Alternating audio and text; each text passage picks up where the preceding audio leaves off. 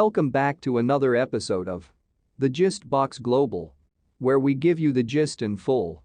As Kanye West's continued harassment of his ex-wife Kim Kardashian and her current boyfriend Pete Davidson has grown increasingly alarming in recent weeks, some companies have done their best to put a stop to it, or at the very least, avoid endorsing it by cutting ties with the rapper. Instagram recently suspended West's account for violating its policies regarding hate speech, harassment and bullying after he directed a racial slur at Trevor Noah in response to The Daily Show host's recent monologue about his terrifying behavior. The Grammys, which will be hosted by Noah, scrapped a planned West performance and announced he's banned from the show. But despite those slaps on the wrist, he still has a pretty high-profile gig on the horizon. West is set to headline Coachella on April 17 and April 24. Given that the music festival is less than a month away and no announcement about pulling West from the bill has been made, it seems safe to assume that Coachella is moving forward with the problematic rapper. But a Change.org petition has been launched urging them to give him the boot, and as of this writing, it's already amassed close to 37,000 signatures. We have watched Kanye harass, manipulate, and hurt Kim, Pete, and others for over a year now.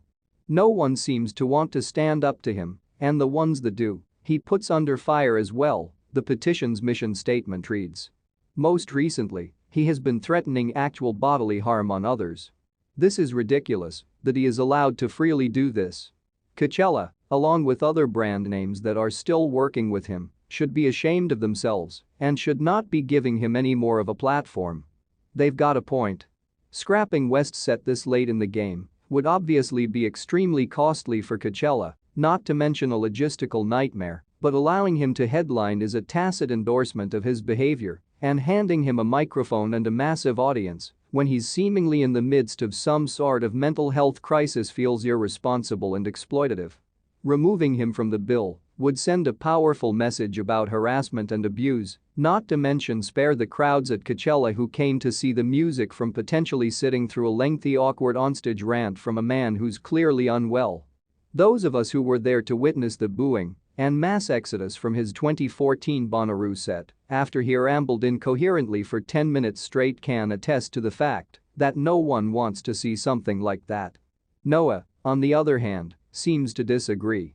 After the Grammy announcement was made, the host made it clear that the decision wasn't his, tweeting, "I said counsel Kanye, not cancel Kanye."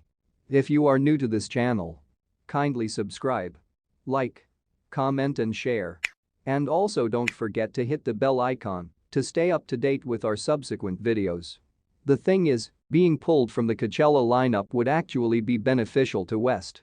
No one's advocating for permanently canceling him, but it's clear that he's not currently in a good headspace and some time away from the spotlight would be the healthiest thing for him. Denying him a public platform would be for his own good.